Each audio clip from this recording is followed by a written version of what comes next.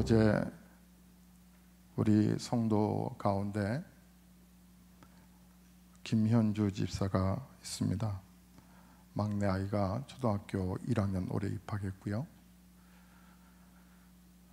시어머님 되시는 권사님이 전화가 오후 늦은 무렵에 초저녁에 전화가 왔습니다.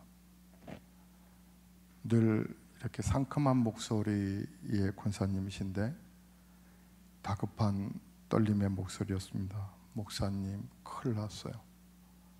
순간 제 머리를 탁 치는 건 그러니까 기도하라니까. 그래서 기도하자고 한 건데. 무슨 일이에요?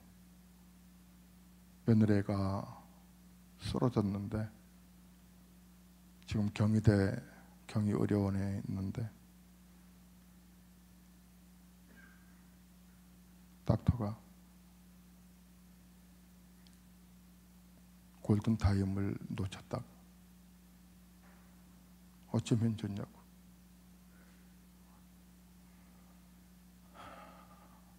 제가 바로 병원으로 갈게요 하고 하던 일을 멈추고 병원으로 갔습니다. 가는 중에 병원을 또 옮겼다고, 경희의료원에서 강남 세브란스 병원으로 옮겼다고, 또 방향을 틀어서 또 그래 갔습니다. 가면서 주님 보여주세요. 성도를 향한 그 그림을 보여주세요. 근데 제 마음속에 평안이 임했습니다. 그래서 하나님이 일하시는구나 생각을 하고 응급실을 갔습니다. 응급실 입구에서 신랑들은 조 지사님께 전화를 했습니다. 마침 응급실에 먼저 병원에 왔길래 얼굴을 봤는데 눈가에 눈물이 글썽하고 있었습니다. 그래서 지금 면회가 되냐 해서 된다 하길래 응급실에 성도를 보는 순간 목사의 가슴이 막 울컥했습니다. 힘이 다 없고 맥박은 약하게 불규칙하게 뛰는 것 같고 몸이 축 늘어져 있는 손을 붙들고, 집사님, 담임 목사예요. 제 말 들려요? 하니까 그 입술이 움직이면서 표현을 했습니다. 십자가 붙잡고요. 목사가 기도해요. 이 시간에 마음으로 아멘 하세요 하고 간절히 기도했습니다. 하나님 살려주세요. 하나님, 의학을 뛰어넘어 역사하시는 하나님 도와주세요. 얘가 초등학교 1학년인데 하나님 살려주세요. 기도를 간절하게 하고 마치고 지사님께 그렇게 기도하라고 그랬습니다. 지사님, 한 번 더 기회 주세요. 한 번만 기회 달라고 기도하라고 그랬습니다. 십자가 붙들고 하나님 한 번 더 살려달라고. 그 지사님은 눈도 못 뜬 채 아멘을 했습니다. 그리고 함께 같이 신방했던, 급하게 갈 때 조한선 목사와 총성김장님 교대로 갔다 왔는데 다들 눈물을 흘리고 있었습니다. 저는 그 집사님 가정을 압니다. 기도해서 하나님이 은혜와 복을 여신 걸 압니다. 근데 언젠가부턴가 예배의 열정이 약해지는 모습을 보고 마음이 안타까웠습니다.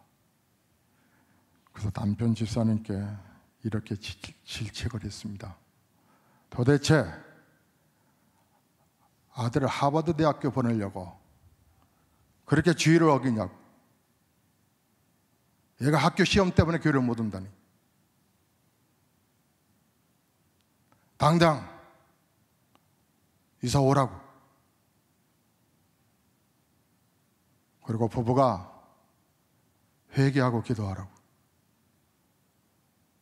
분명히 얘기하겠는데 우리 김윤주 지사는 살 거라고, 살아날 거라고, 회복될 거라고, 후유증 없이 회복될 줄로 믿습니다. 돌아오는 길에 마음이 많이 무거웠습니다. 그리고 시어머니 되시는 권사님께 전화를 드렸습니다. 살아날 거라고. 저는 간밤에 나를 세웠습니다. 하나님, 소중한 성도인데 하나님 도와주세요. 제가 총성장님께 선포했습니다. 살아날 거라고. 우리가 믿는 하나님 바로 이런 분이십니다. 왜냐하면 오늘 본문에 말씀하셨습니다. 볼지어다 내가 세상 끝날까지 너희와 항상 함께 있으리라. 함께 있으리라. 보라. 영의 눈을 띄어서 보라. 보라. 사랑하는 성도 여러분, 저는 몇 년 전에 성결대학교 학기 초에 영성 집회가 늘 있는데 거기에 주강사로 예배를 인도한 적이 있었습니다. 그때 받은 충격은 신학부가 있고 일반학부가 있는데 신학부에서 예배를 인도하게 됐는데 그때 제가 물었습니다. 신학생들에게 예수님을 믿는 사람 손 좀 들어봐라. 근데 애들이 목사가 최소한의 신앙이 분명해서 신학부로 온 아이들이 다 목사 되는 건 아니지만 쭈삣쭈삣 손을 들거나 손을 이렇게 들었습니다. 놀라운 건 잠시 후에 예수 안 믿는 사람들 손 들어봐라 했더니 번쩍번쩍 듭니다. 예수 안 믿는 건 번쩍 듭니다. 여기가 어느 장소인데. 오늘날 지금 이 시대를 반영한 뚜렷한 혹 모습은 아닐런지. 여러분, 예수 믿으면 좋습니까? 예배드리면 좋습니까? 하버드 가면 좋습니까? 여러분이라면 어디가 좋습니까? 저는 중학교 때에 선생님의 충격적인 말이 지금도 기억납니다. 생물 시간에. 지금도 동정녀를 통해서 아이가 태어났다라고 믿는 이 돌대가리들이 있냐?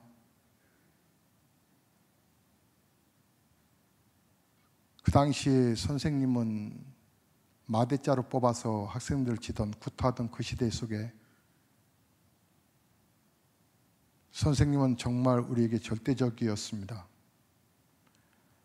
지금도 성령이라고 하는 영어로 잉태되어서 동정녀 마리아에게서 정자가 삽입도 되지 않았는데 예수가 태어났다고 하는 것을 믿는 돌대가리들이 있냐? 그때 반안에서 친구들은 제가 교회를 잘 다닌다는 걸 알고 있었고, 그리고 또 친구들 가운데서는 함께 교회 다니는 친구들도 여러 있었는데 그들은 전부 저를 쳐다봤습니다. 저 돌대가리.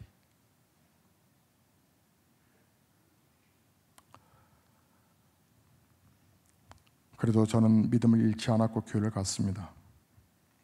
왜냐하면 죽을 것 같은 사람이 예수 믿어서 살기도 했고, 당시에 귀신 들린 사람이 잠잠해지는 것도 보았고, 사업이 파산하여 집안이 풍지박살났던 사람이 회복되고, 신앙의 믿음을 거부하고 거절했던 청년들이 하나님을 새롭게 만나 그들의 인생의 길이 열려지는 걸 저는 일찍부터 보았기 때문에, 저에게 있어서는 살아계신 하나님이 계셨기 때문에, 사랑하는 성도 여러분, 우리가 신앙생활하면서 하나님이 계신 것 하고, 그러니까 계시겠지라고 생각하는 거하고 분명히 계시지라고 믿는 신앙하고는 격이 다릅니다.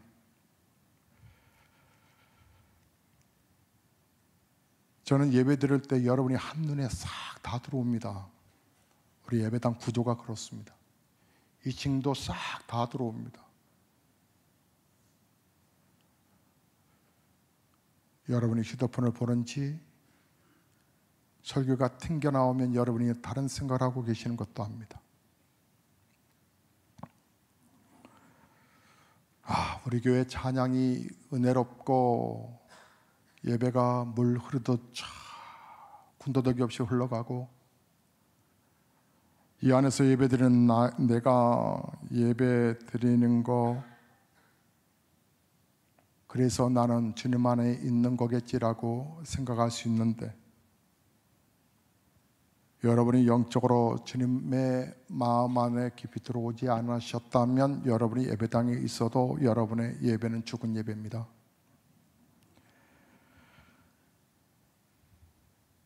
우리가 예수님을 믿게 되면 그 예수님은 반드시 우리 안에 오신 거. 근데 이것을 내가 믿음의 확신으로 받아들이는 거. 여러분, 이처럼 우리가 가장 큰 복을 받고도 예수님과 동행하지 않는다면 얼마나 가슴이 아픈 일입니까?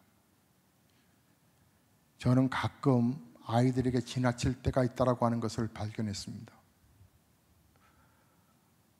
아이들의 눈높이로 보지 못할 때가 많습니다. 왜 그럴까 반성도 해봅니다. 그랬더니 저에게 결핍된 사랑이 있다라고 하는 것을 알았습니다. 내 아버지, 내 나이 22살에 군대 가기 3주 전에 떠나버려 영장 받아놓고 거부할 수 없는 나는 군대로 끌려갔고, 어머니는 동생들 4명 키우느라고 44세 홀로 되어 청산갑으로 힘들게 살아왔던 그 어머니마저 이제 막내까지 결혼시키고 그 다음에 암으로 세상을 떠나시고 뇌출혈로 떠나실 때 불쌍한 어머니를 보내드리고 먼저 가버린 아버지가 원망스러워 우리가 이렇게 힘들게 생활하고 있다는 것이 마치 미움이 돼요. 이제 내가 결혼하면 최소한에 죽고 나서도 자식들에게는 고통이 없어야 할 텐데, 아니 있는 동안에 내 아버지한테 받지 못한 사랑, 보호자, 그 부분을 전해줘야 되겠다. 그래서 그 아버지한테 받지 못한, 그래서 힘들었던 시간들을 메꾸고자 우리 자녀들을 너무 지나치게 본 것이 있겠구나라는 생각이 새삼 들었습니다. 아이들은 그것이 어쩌면 구속이 되겠다는 생각도 들었고요. 그래서 냉철하게 아이들의 눈빛으로만 보기로 했습니다. 사랑이 충만해지면 좀 오버하는 것이 나타납니다. 남녀 간에도 사랑할 때 사랑하는 상대방이 더 한쪽이 더 애착이 있는 건 불신 때문만은 아닙니다. 너무 뒤에서 표현하다 보니까 상대방 부분을 피로를 채워주기보다는 부담스럽게 만든 경우들이 있지요. 사랑을 할 줄 몰라서 그러긴 하겠지만 사실 사랑입니다. 하나님이 우리에게 쏟아주신 사랑이 너무 일방적이고 너무 큽니다. 그래서 좀 불편할 때도 있죠.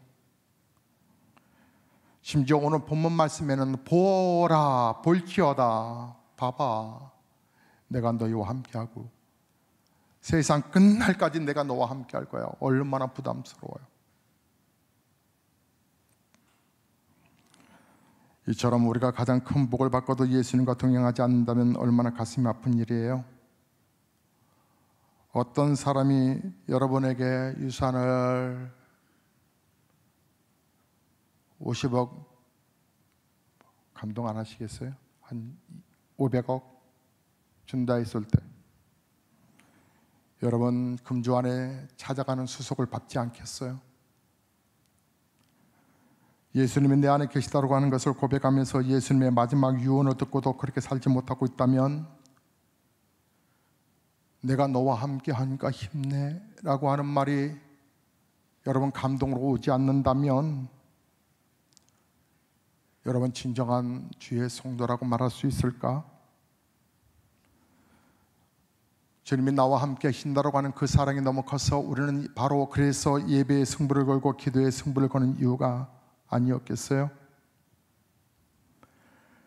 내가 세상 끝날까지 너와 항상 함께 있어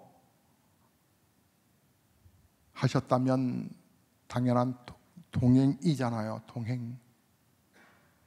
그래서 우리가 새벽을 깨워 기도하는 것도 물론 부담스러운 일인 것만은 분명하지만, 그러나 우리 예수님이 새벽을 기도하셨기에 평생 주님을 닮아가고자 하는 나는 하나님 믿음으로 살고 싶습니다. 예배로 승부를 걸고 싶습니다. 기도로 승부를 걸고 싶습니다. 여러분, 때로는 우리가 신앙생활에 감동 없이 생활하는 경우들이 참 많습니다. 존 비비어 목사님은 1980년대 TV 설교로 아주 유명하신 분이셨습니다.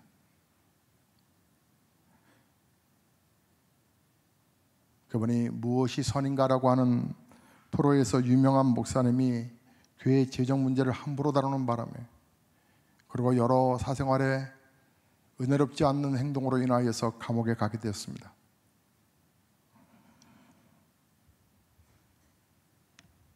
그런데 감옥에 간 목사님이 존 비비어 목사님께 편지를 보냈습니다. 저에게 면회를 와주실 수 있으신지요? 목사님의 기도를 받고 싶습니다. 그래서 존 비비어 목사님이 감옥에 갇힌 목사님을 면회를 했고, 이러저런 대화 중에 목사님이 물었답니다. 언제 예수님의 사랑이 식어졌습니까? 라고 물었더니 그분이 고백하기를, 존 비비어 목사님, 제가 주님을 사랑하는 사랑이 식었다니요? 식어져 본 적이 없습니다 라고 대답했답니다.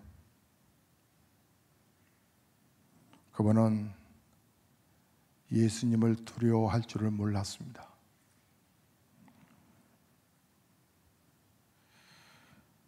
존 비비어 목사님은 그의 글 속에서 나는 심각한 충격을 받았다고 말을 했습니다. 만약에 예수님을 사랑한다고 말하면서 두려움이 없다면,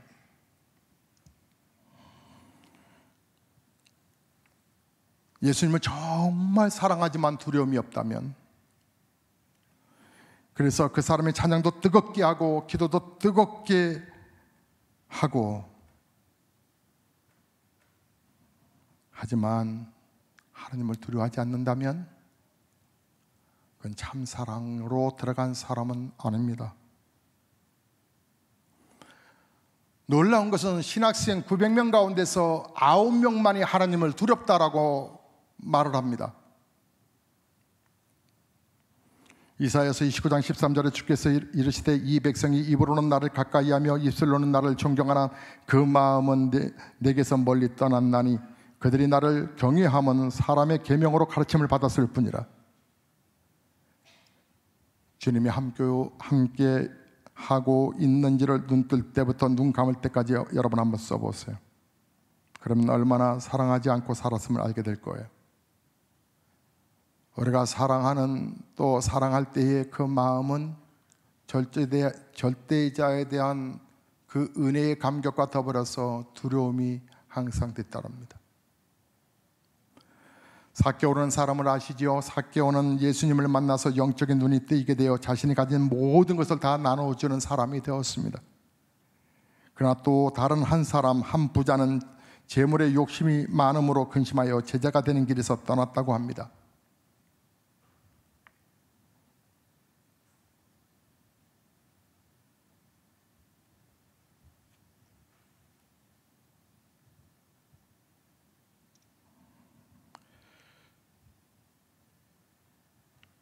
만약에 여러분 옆에 계신 분들이 여러분이 한번 물어보세요. 나를 볼 때 내가 행복한 것 같이 보이세요? 라고 한번 물어보세요. 그렇다면 그 질문 앞에 그리 행복해 보이지는 않는 것 같아요. 그렇다면 내 행동이 묻어나온 거겠죠?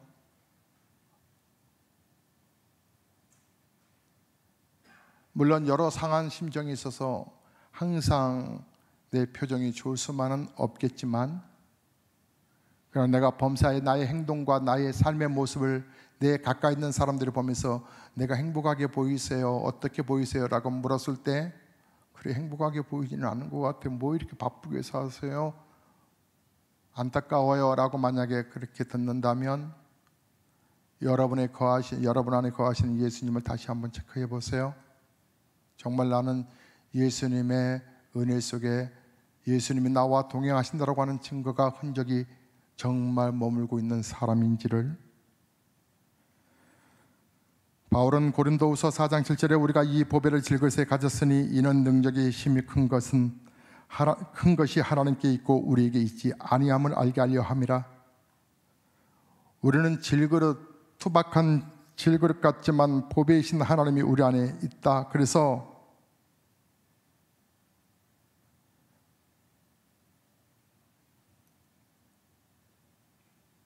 예수님이 내 안에 계신다. 그것이 여러분 정말 감격스럽습니까? 질그릇 같은 나에게 주 예수님 오셨다고 하는 사실이 정말 감격스럽습니까? 아니면 부담스러우십니까?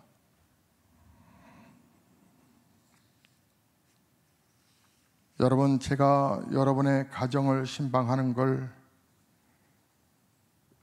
거절하실 분은 없겠죠? 그런데 같이 사는 건 엄청 부담스럽겠죠? 교회 앞에 거룩한 헌신과 충성을 마다하지 않는 박진희 권사님, 제가 신방하는 걸 좋아하겠지만 그러나 한 1년만 살자고 하면 목사님 제가 방을 얻어드릴게요.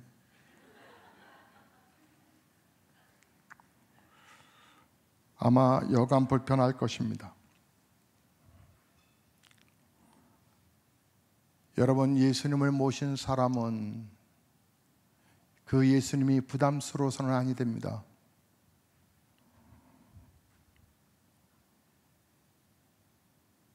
어느 집사님이 은행에 다니시는 분이셨는데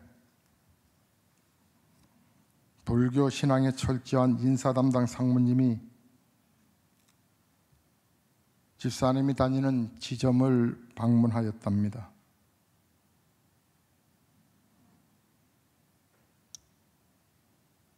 그 상무님이 어떤 종교를 갖고 있는지를 알기 때문에 그 상무님이 갑자기 차를 한 잔 마시면서 전장님 종교는 뭐예요?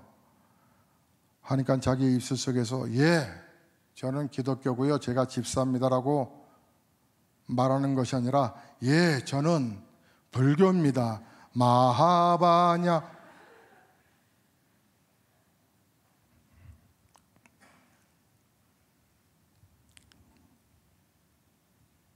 그 일로 회개를 했다고 합니다. 술을 먹으면서 내가 그리스도인의 정체성을 드러내지 못했음을 회개합니다 하고,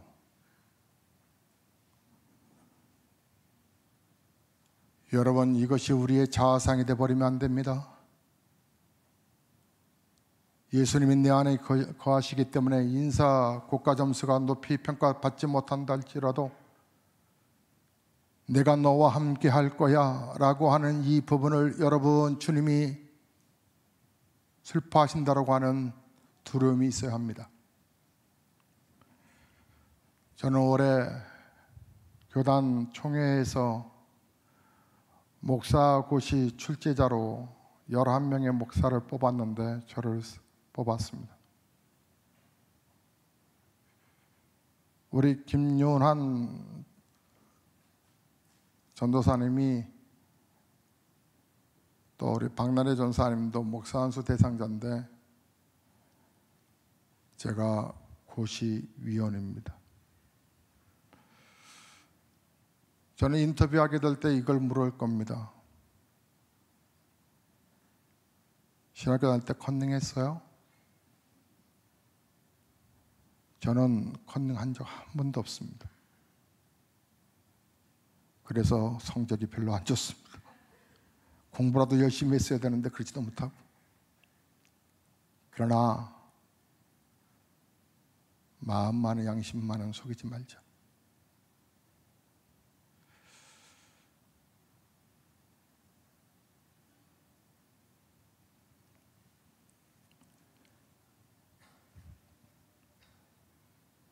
예수님을 영접하면 내 안에 주님이 계십니다. 주님이 가시는 길을 내가 따라가는 것이지 내가 가는 길에 주님이 따라오세요 라고 하면 안 됩니다. 주님이 여러분 안에 계셔서 왕이 되시기 때문에 나는 포도나무여 너희는 가지니 저가 내 안에 내가 저 안에 있으면 이 사람은 과실을 많이 맺나니 나를 떠나서는 너희가 아무것도 할 수 없습니다.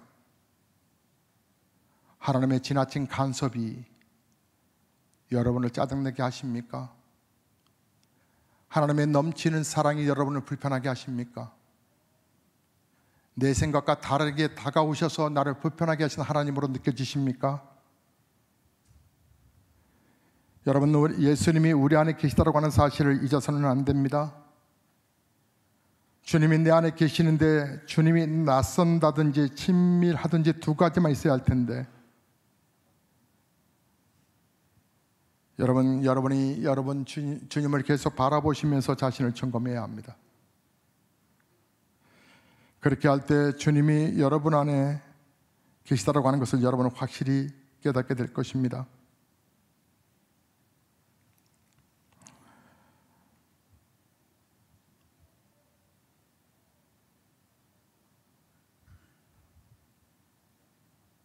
히브리서 12장 2절에 믿음의 주여 온전케 하신 의인 예수를 바라보자라고 저는 그 앞에 있는 즐거움을 위하여 십자가를 참으사 부끄러움을 개치 아니하시더니 하나님의 보좌 우편에 앉으셨다라고 말씀합니다.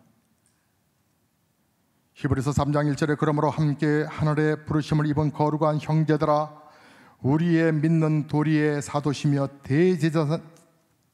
대제사장이신 예수를 깊이 생각하라고 그랬습니다. 한국교회가 지금 매우 어렵다고 하는 것은 모두가 다 알고 있습니다. 세상 사람들이 예수 믿는 사람들, 교회가 다 사기꾼이고 기독교라고 하는 아주 험한 말을 내뱉습니다.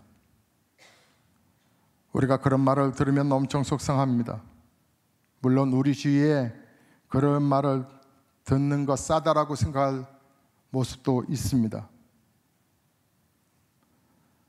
하지만 모두가 다 그런 건 아닌데 되어가는 과정인데 여러분에게 묻습니다. 여러분은 예수님 믿으시지요? 그러면 예수님을 사랑하신다라고 여러분 물어보면 대답이 나오십니까? 내가 하나님과 원수된 사이였는데 독생자로 인하여 내가 용서받고 구원받았어요. 근데 나는 내게 잘못한 사람 용서해 주는 거 힘들어요. 나는 믿음으로 사는 게 불편해요. 하나님이 여러분 사랑하신다는 걸 믿으시면서도 독생자를 주시기까지 사랑하시는데 성경에 말씀하시기를 아들을 내어주시니까 어찌 이 모든 것을 주지 않겠느냐라고 말씀하시는데 왜 이렇게 걱정이 많아요? 하지만 너희가 내게 구하여야 내가 응답하지 않겠느냐고 말씀하시는데 왜 그렇게 기도가 힘들어요?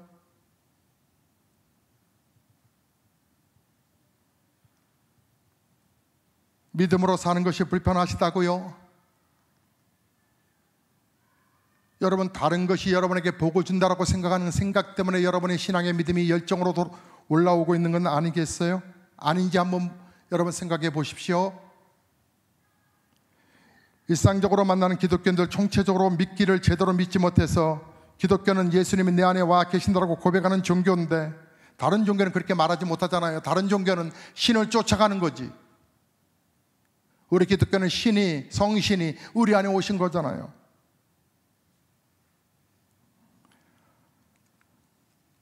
여러분, 혹시 여러분이 주님을 사랑하지 않냐고 예배드리는 예배는 여러분의 형식이 될 수 있습니다.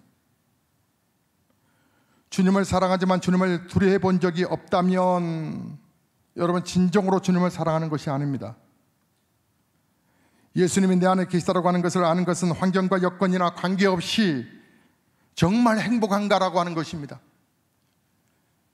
내 삶이 버겁고 힘들어도 그래도 나는 행복하냐라고 물어보면 네, 행복합니다. 예수님이 나와 함께 하시다는 것을 아는 것은 사람이 있든 없든 간에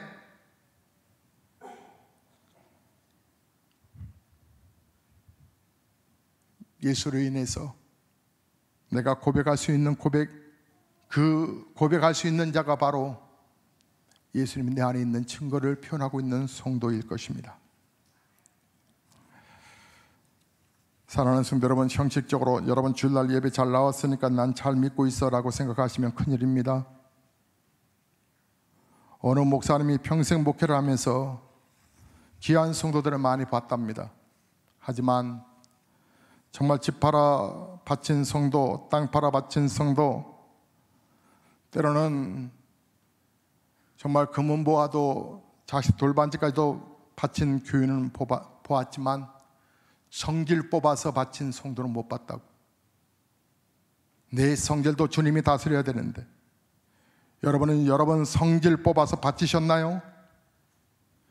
매일 주님을 바라보며 매일 새벽을 깨워 기도로 나아가는 이것도, 여러분 내 육체적인 환경을 뛰어넘어 기도하는 이 기도도 나는 안 된다고 하는 체질을 생각해서 포기하셨다면 여러분 아직도 여러분의 기질을 뽑아 하나님 앞에 바치지 않은 증거일 것입니다. 우리는 예배로 정말 승부를 걸어야 할 성도입니다. 기도로 승부를 걸어야 할 성도입니다. 우리가 나이가 들고 주님께 갈 때가 가까워지면 예수님과 친밀함을 더욱더 느껴가야 할 것입니다. 할아버지에게 달려와서 볼을 비비는 손녀를 한번 생각해 보십시오. 그 할아버지 얼마나 행복할까요? 할아버지의 볼에 내 뺨을 부비는 그 시간, 그 손녀의 그 모습, 우리가 예배의 승부를 걸고 기도의 승부를 거는 것은 마치 하나님 볼에 내가 부비는 거. 하나님 저 왔어요. 목사가 꺼져가는 심지를 향하여 생명이 꺼져가는 그 순간에도 하나님 붙잡으시고 하나님의 기적을 보게 될 것이라고. 내가 분명 집사님을 위해서 기도할 거라고.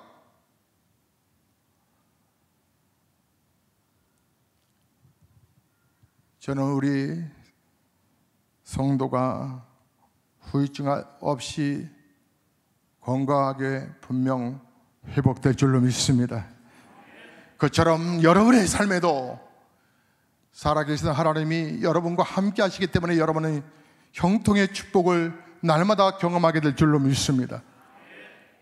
힘들고 어려운 길을 가면서도 주여 함께 하소서. 주여 나의 생명, 나의 모든 것을 드리기를 주저하지 않습니다라고 하나님을 사랑하는 그 믿음 있는 성도에게 전능하신 하나님이 어떻게 책임지지 아니하시겠습니까? 여러분은 살아계신 하나님의 능력을, 그래서 우리의 성도가 회복되는 것을 통해서 보게 될 것입니다.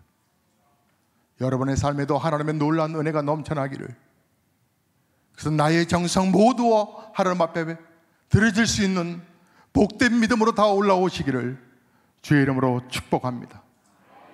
찬송 드리시겠습니다.